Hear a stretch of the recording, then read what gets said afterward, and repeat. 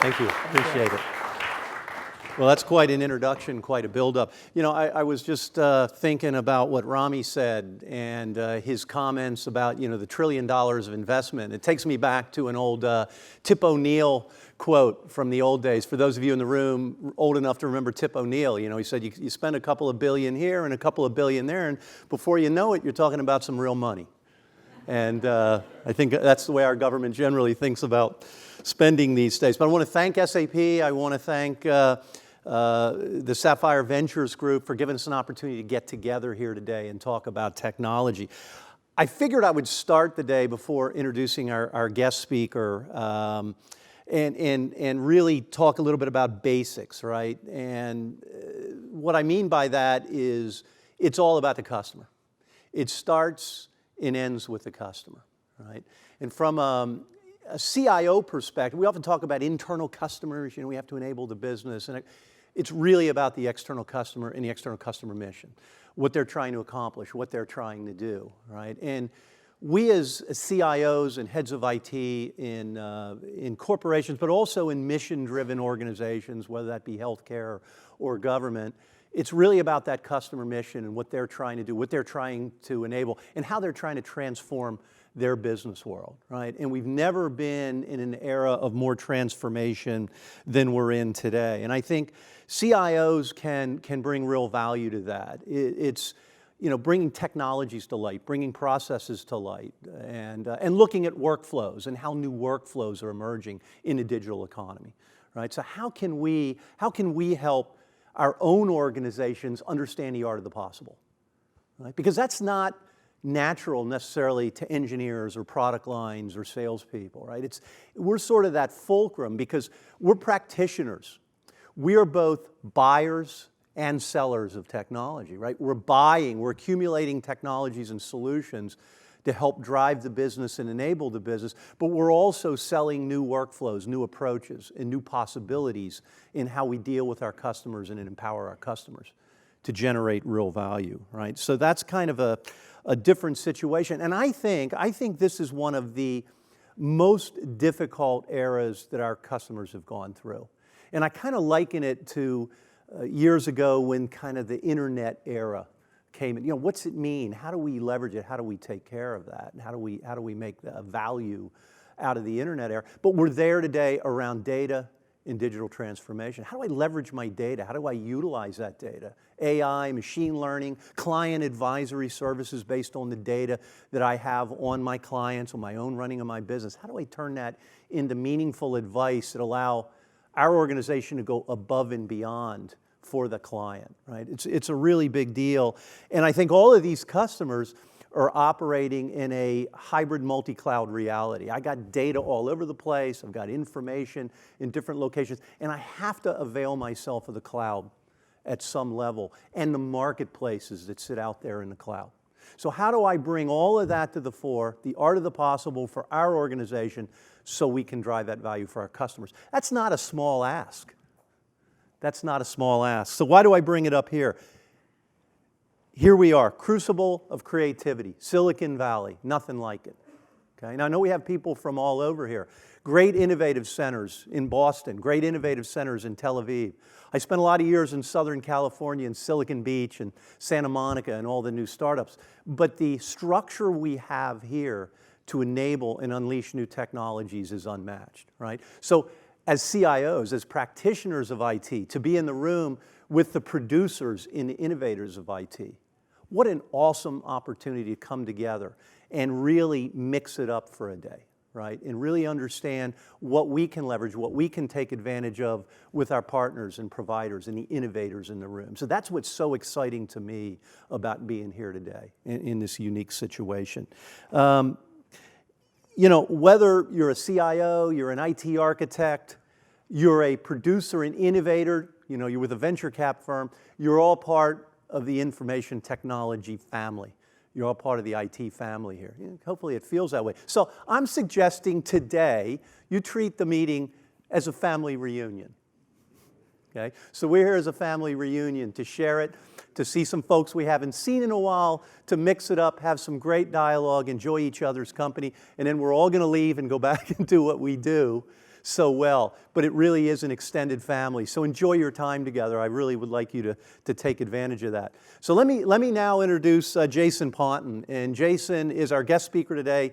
He's an entrepreneurial venture capitalist, a journalist, an editor, and an economist. Boy, that's a lot to say. That's a lot of stuff, right? From 2004 to 2017, he was CEO, editor-in-chief, and publisher of the MIT Technology Review. And this is something I did not know until I started researching this, that the MIT Technology Review is the oldest technology publication in the world. That's pretty cool. That's pretty substantial. Oldest technology publication in the world.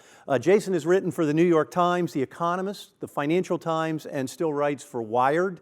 At MIT, Jason was the founder and curator of Solve, MIT's open innovation platform, and the chairman of the MIT Enterprise Forum, the Institute's global community of entrepreneurs. So a lot of great entrepreneurial experience, working with academia, working with investors, and a lot of the creative spirit that goes with that. In 2013, he delivered a TED Talk, Can Technology Solve Our Big Problems?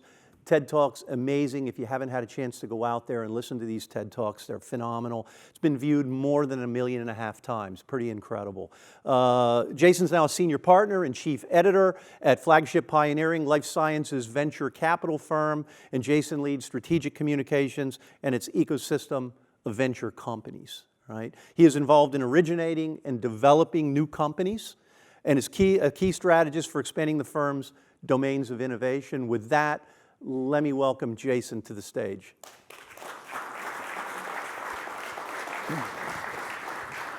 Welcome. Thank you, Bill. You got it. Thank you, Bill. Thank you, Shruti. Thank you, Rami. It's a great pleasure to be here this morning with you. Bill just did my resume very well, so thank you. But just a little bit of context about what I do now at Flagship so you can see where I am coming from.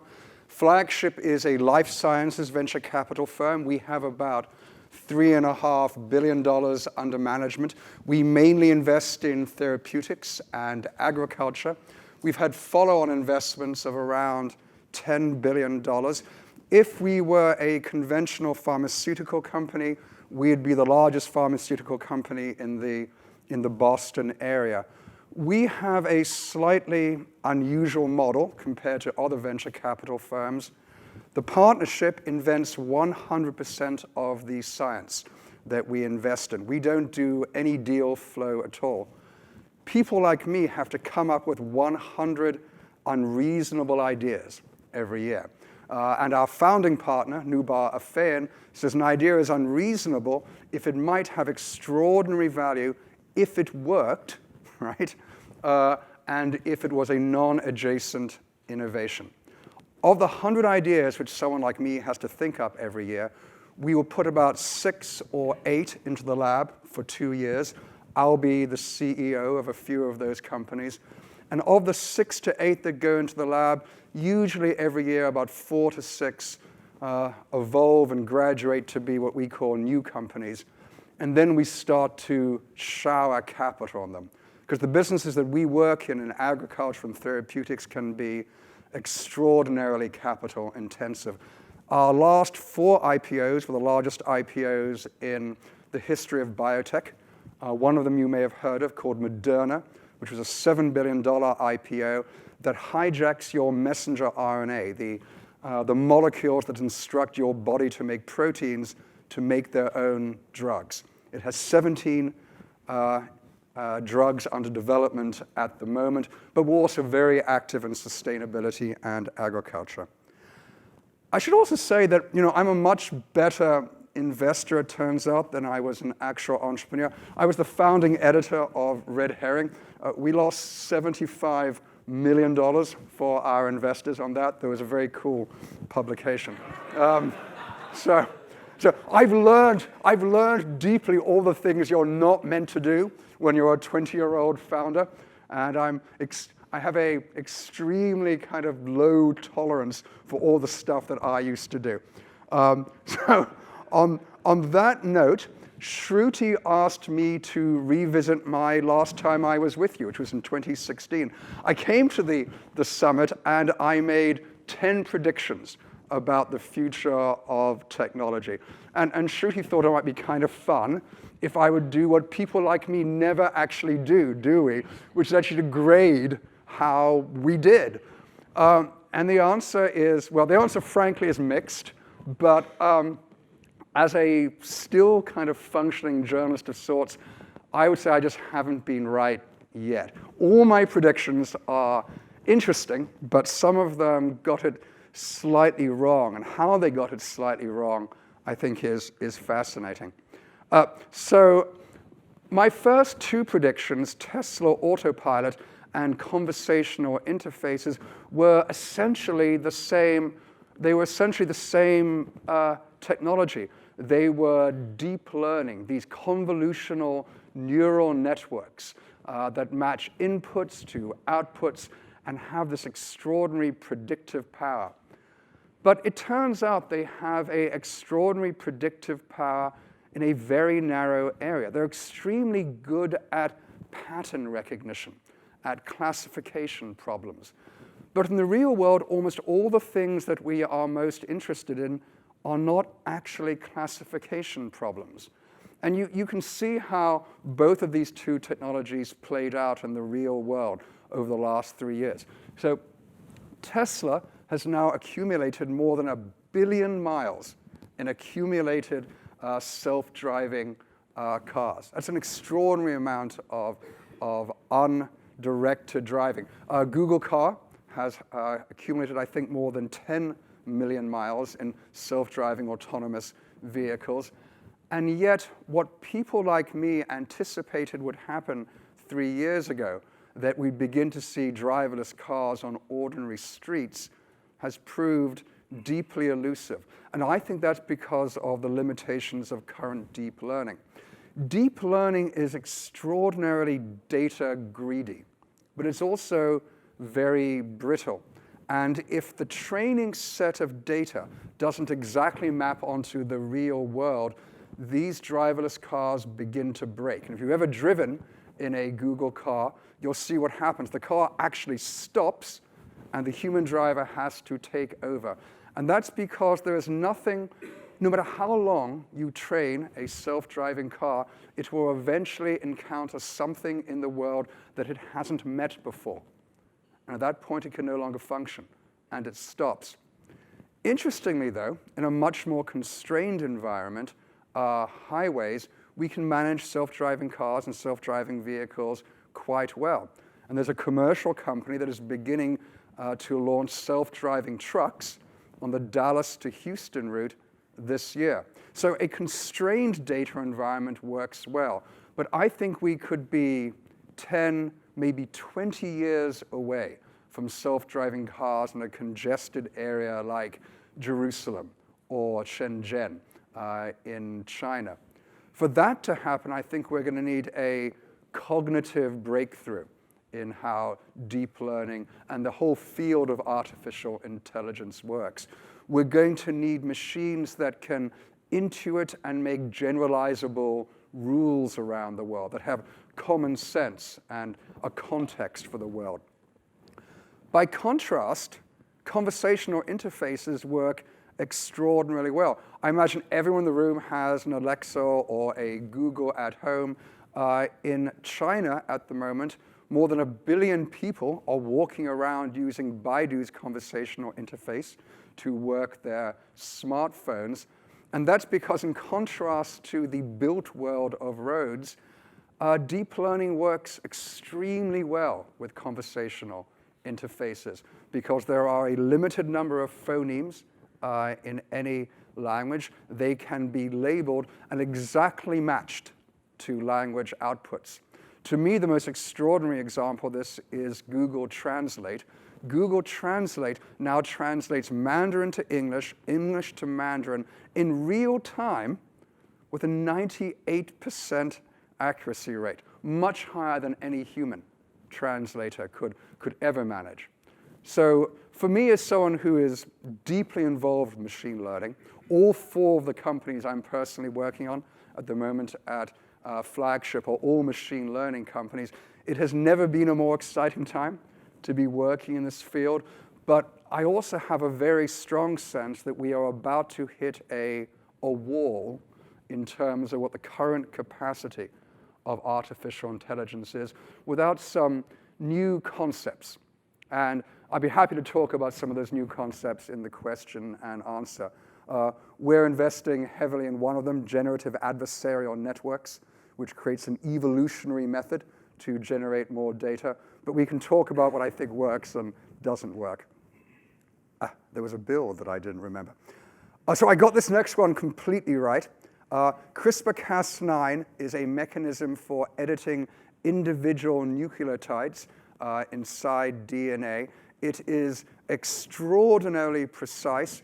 It has been productive of almost all the new drugs that we are excited about at the moment. It has unpacked human biology in ways that were unprecedented, and in a development that is extraordinarily important for our imperative to feed the 10 billion people who will be alive on the planet in 2050, it turns out that you can use CRISPR to accelerate conventional plant breeding.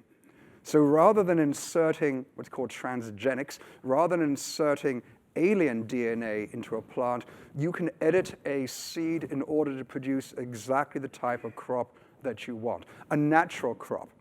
So we do this at Flagship. We have a company called Indigo that manipulates the microbiome of the bacteria outside plants.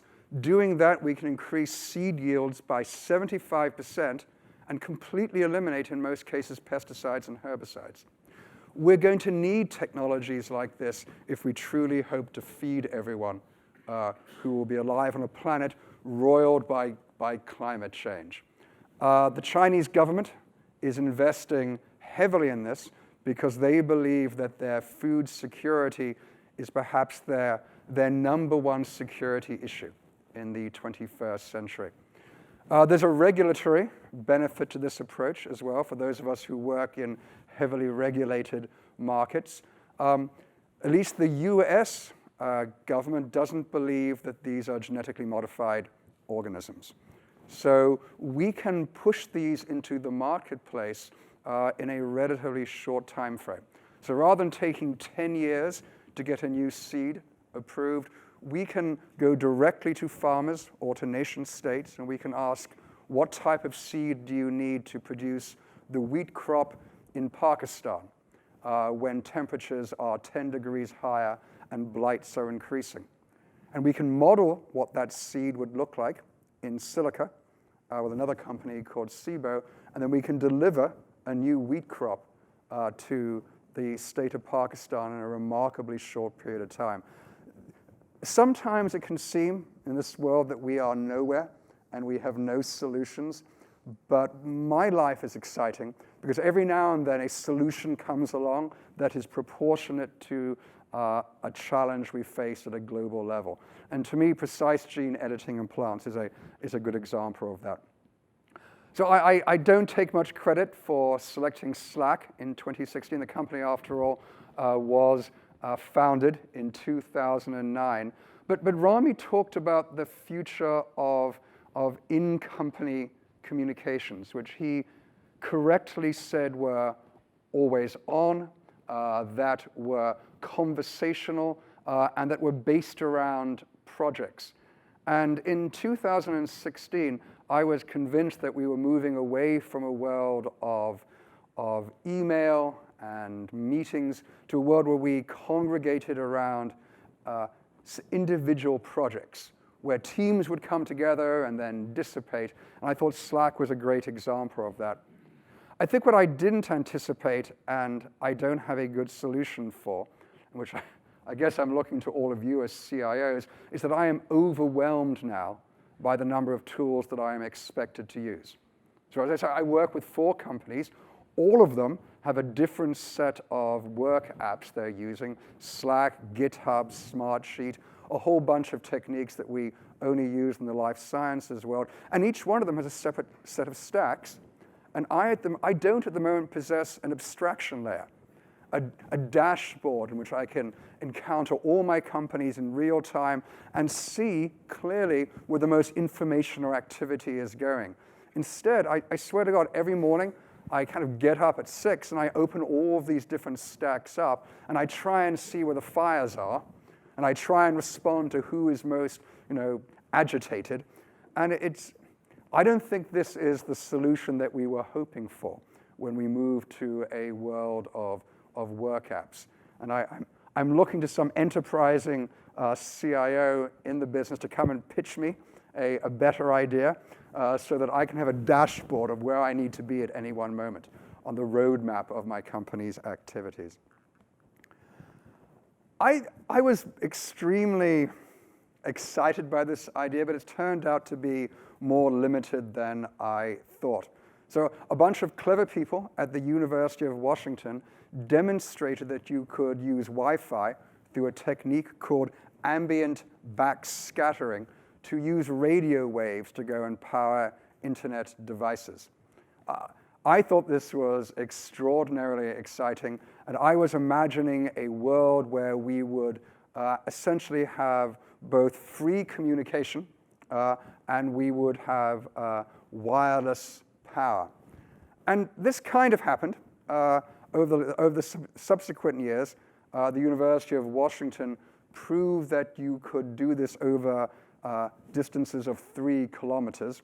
And this has begun to make its way into the commercial world, but it turns out in a very limited way. So this is good for the Internet of Things on the periphery of the cloud. It's good for sensors. It's good for embedded devices. It's good for RFID tags. It's good for logistics.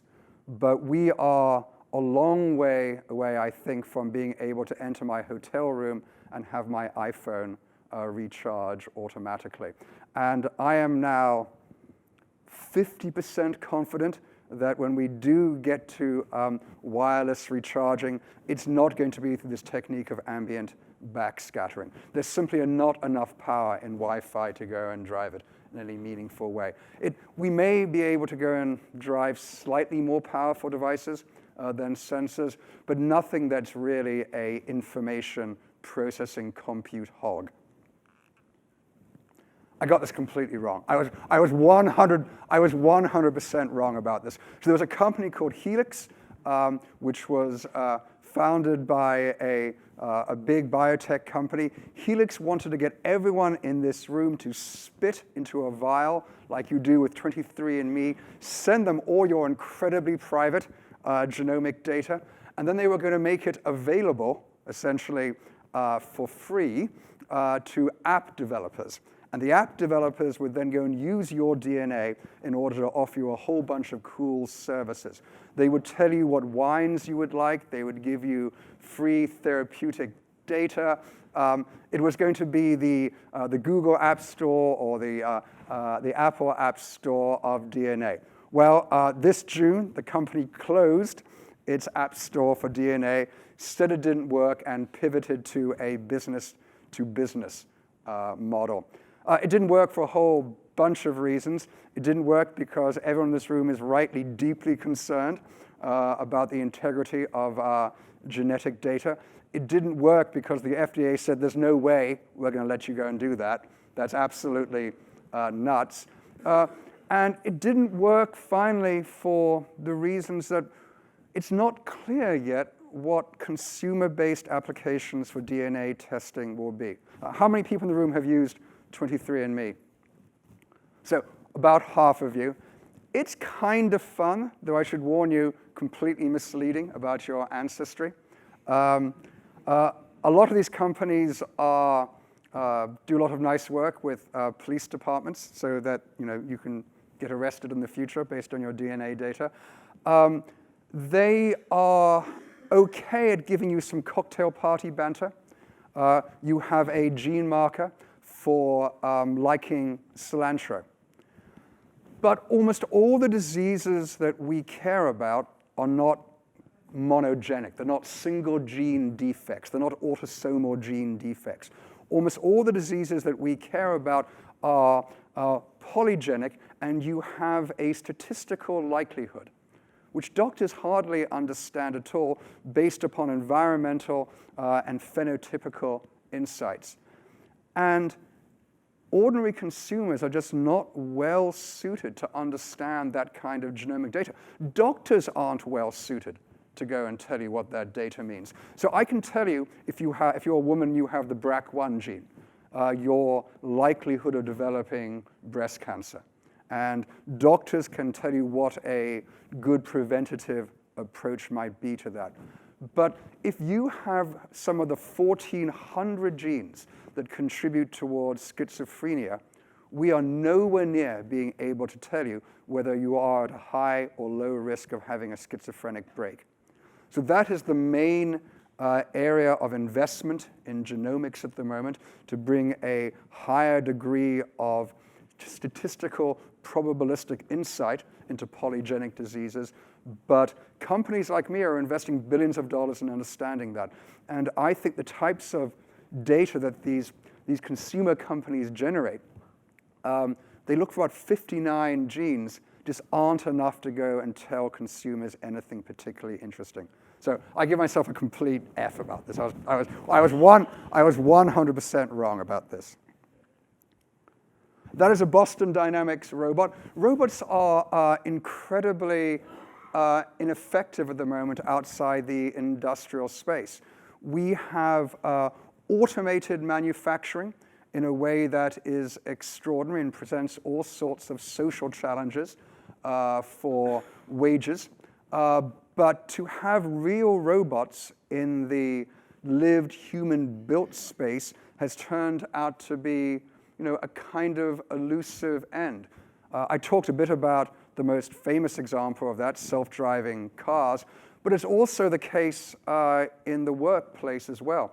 A dear friend of mine, Rod Brooks, who was the founder of CSAIL, the computer science lab at MIT, and the founder of iRobot and Rethink Robotics, tried to create a robot called Baxter. It was to be a $40,000 robot that would live and work side by side with human beings, where someone who hadn't been trained in robotic operating systems could teach that robot how to pick up an object like a wrench, use that object in the workplace, and reliably perform alongside human beings. We're a little bit closer to that. The trend I was predicting was a mechanism for robot operating system, ROS, to go and share data across all the robots in the world in order to create the training data set so that AI, deep learning, could produce better simulations of picking up objects. But except for a few examples, I think we are still a long way away from having robots that can operate in the built human world. If you want to see what I mean, go to YouTube, look at the DARPA Grand Challenge, and watch robots trying to walk upstairs. I mean, they simply, it's funny, but also kind of tragic, because we anthropomorphize robots, and we feel really sorry for them. They're always falling over, going flat on their backs.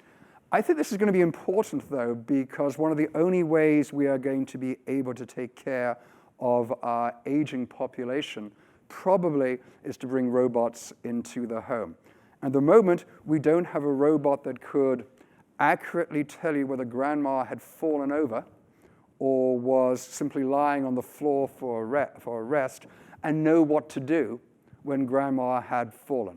So we're a long way away from robots that can actually learn. This is the most important event of the last 3 years. I got it completely right. This is immunotherapy. Last year, James Allison won the PhD, I think won the Nobel Prize in medicine for a particular type of immunotherapy called immune checkpoint therapy. What that does is fairly simple. Your cancers, should you be unfortunate enough to develop one, secrete a variety of proteins that are like a cloaking device in Star Trek. They say that the cancer is completely benign. And that means that your immune system, which can normally combat early cancers, doesn't detect the cancers and won't defeat them. James Allison worked out a way to create blockers, inhibitors that block those proteins' expressions so that your own immune system will defeat these cancers. But that was just the beginning. The most extraordinary development in oncology in my lifetime was the development of a variety of treatments called CAR-Ts, stands for chimeric antigen receptor therapies. These are remarkable drugs that can absolutely cure cancers when every other single hope has been eliminated. What they do is using that same technology, CRISPR-Cas9, the gene editing technology that I talked about for plants, they will go and edit your own individual immune cells so they will map onto the specific cancer mutation that is making you sick. These will cure people who would otherwise be dead in weeks or months. Now, there's a problem with them so far, and at Flagship, we're trying to solve the problem. These are extraordinarily, unmanageably expensive drugs because they're bespoke drugs. They can cost $200,000 to $500,000 to make, and they don't work in all circumstances. So companies like Rubius and Moderna at Flagship are trying to create off-the-peg CAR-Ts that can be used in much broader populations based upon very common genetic mutations in cancers. What's exciting about immune engineering and the growth of an area that at Flagship we call the immunome is that this isn't just limited to cancers like leukemia or lung cancer. You could use this for a whole variety of diseases, including diabetes, metabolic diseases. You could use it for inflammation. You could use it not just to push HIV into remission, but to actually cure AIDS entirely. So I think immune therapy, making the human body create its own drugs, is probably the most exciting area in therapeutics at the moment. And just at the level of venture capital, this is being rained with money at the moment. I believe $7 billion just in the second quarter of 2019 alone. So just two last trends from 2019 before I give you some trends for the future. These were two Elon Musk companies, SpaceX and Solar Gigafactory. I think the future of commercial space flight is extremely exciting. It works. We can reliably land reusable robot rockets. Elon isn't the only person doing this. Jeff Bezos is doing this with his tourist company as well. I got it slightly more wrong, though, at Solar Gigafactory. So Solar Gigafactory was Elon Musk's attempt to create a fully integrated solar and battery company that would increase the efficiency of solar cells to above 22%, which would begin to make them competitive with fossil fuels. Solar Gigafactory still exists, but it is currently being sued by its stockholders because the company was insolvent, was completely broke when Elon had Tesla buy it and transferred all his SolarCity stock, non-coincidentally, to Tesla. We don't yet know how to go and do these things in an efficient way. Solar Gigafactory is nowhere near 20%, and these solar businesses tend to lose a lot of money. They function either in the Chinese context because they're dumping photovoltaics on the American market at less than cost, or they exist in this country because of a whole variety of regulatory and subsidy signals. I'm an economist, so I think this is bad by and large. I think businesses must succeed or fail on their own economic imperatives. If, as a society, we take the future of clean energy seriously, and I do, the way to do this is not to go and provide a whole bunch of opaque subsidies and signals. The way to do this is to create a clean, transparent carbon tax that companies and societies can plan around over the next 20 or 30 years. Because at the moment, the number one thing that we would need to go and make renewable, advanced technologies truly cost competitive with fossil fuels doesn't exist, which is the ability to dispatch it in real time. And to do that, we'd have to solve the storage problem. And at the moment, no one is really investing in storage at a grid scale in a meaningful way because we don't really know what the negative externalities of storage are. This is a policy problem that citizens and individuals need to care about. But the way we're doing it at the moment, I think, doesn't work at all. So let me go and give some brief predictions for 2020 in my last couple of minutes, and then we'll talk about what you liked and you didn't like. So all my life, quantum computing has been one of those technologies where I've said it's the technology of the future and always will be. But it's really happening. So in the next few weeks, maybe 3, maybe 4, Google is going to publish a paper, either in Science or Nature, we don't know which yet, which will say they've achieved what's called quantum supremacy. And quantum supremacy is when you can perform a calculation that is inherently quantum, which a classical computer, even the most powerful supercomputer in the world, could not solve in tens of thousands of years or even all the time in the polynomial universe.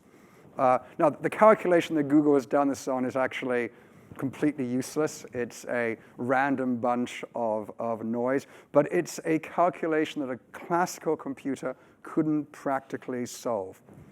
Now, I think this is extraordinary. I think it will open a whole variety of quite common problems in optimization and in drug discovery, which at the moment are insoluble.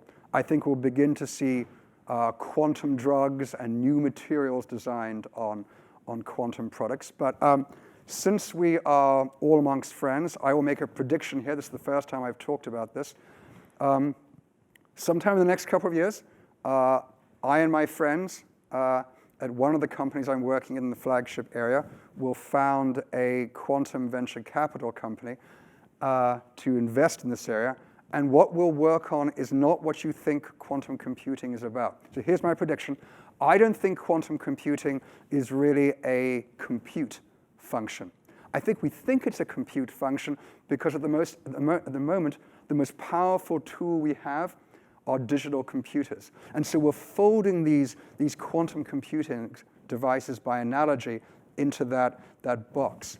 I think quantum computing will give us an unprecedented ability to measure the subatomic world and then to manipulate it. And I think doing that, we will be able to do a whole variety of extraordinary things that I can't even anticipate now. All truly revolutionary technologies, you don't even know what the business model is going to be. But when I can manipulate the subatomic world, I can do quantum cryptography, quantum communications, quantum drugs I just talked about. That storage problem we were just discussing, how to go and create batteries that can store energy at less than the cost of fossil fuels, I'll be able to design the molecules that I want by manipulating the subatomic world. I think quantum computing is a black swan event. I think this is a bigger event than digital computing was in the last century. And I think people like me who have only just begun to scratch the surface of what we might be able to do with this. Blockchain for manufacturing. Well, Bitcoin is ridiculous, but blockchain is sublime. There are a whole variety of things you can do when you have a decentralized digital ledger that records every moment along a transaction.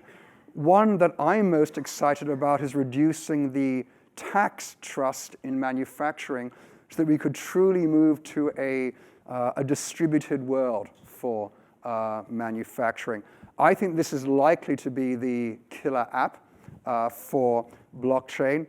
The two projects that I urge you to look at, one is called the Genesis of Things, which is a project to go and allow people to use smart contracts to go and say, I want a device to be built, and then to have that device be built automatically along a chain as the various smart contracts are triggered. And there's a company actually working in this space commercially, Moog Aircraft Parts, that manufactures parts for the US Navy, which traces the production of these parts in real time all along the supply chain, so that an aircraft carrier out in the Indian Ocean can order a part for a plane that is no longer manufactured and have it delivered to that aircraft carrier within a couple of days. And then finally, 3D metal printing. Almost everything that we want to manufacture occurs in the great middle space between tchotchkes and rapid prototyping, which is what 3D printing has been good at so far, and the huge additive manufacturing that companies like General Electric do. A startup in the Boston area, Desktop Metal, working with technology invented by MIT's Eli Sachs, has finally solved this problem. Desktop Metal is producing metal parts in real time at a fraction of the cost of traditional fabrication techniques. It's received billions of dollars in funding from companies like Kleiner Perkins.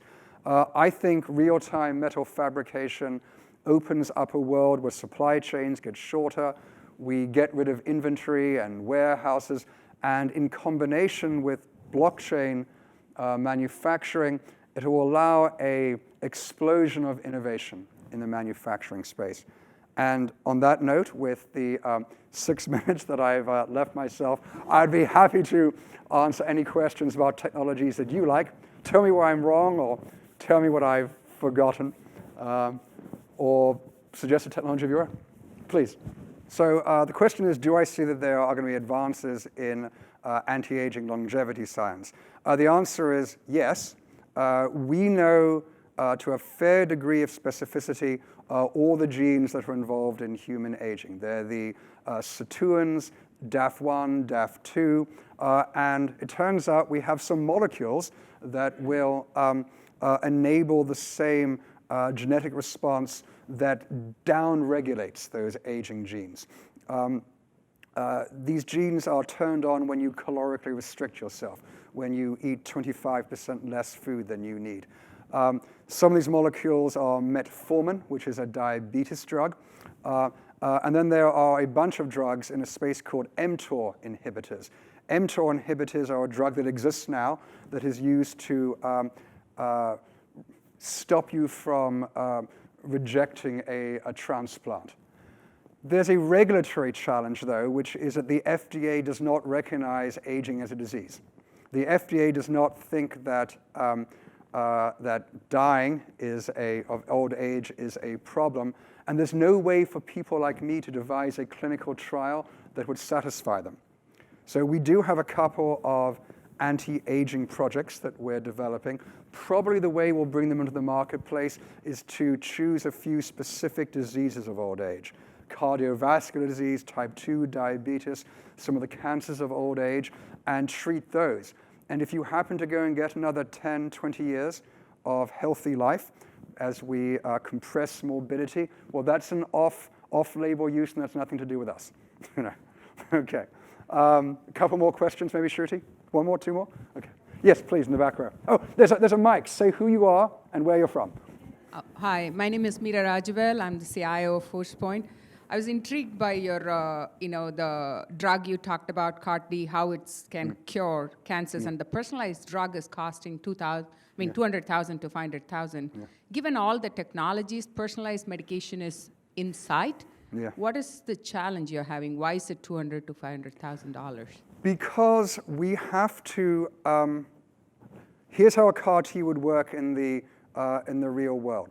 The patient would have to be too sick to be treated by any of the conventional oncology medicines to be recommended to be appropriate for a CAR-T treatment. We'd then have to go and blast you with expensive chemotherapy to reduce your T cell count to 0. Before we did that, we'd have to take some of your T cells and genetically alter them, which is expensive itself. And then, at an unimaginable cost, we have to go and manufacture, in a short period of time, engineered T cells to go and attack the genomic mutation of your cancer. Add all of those stages up, and the drug becomes prohibitively expensive.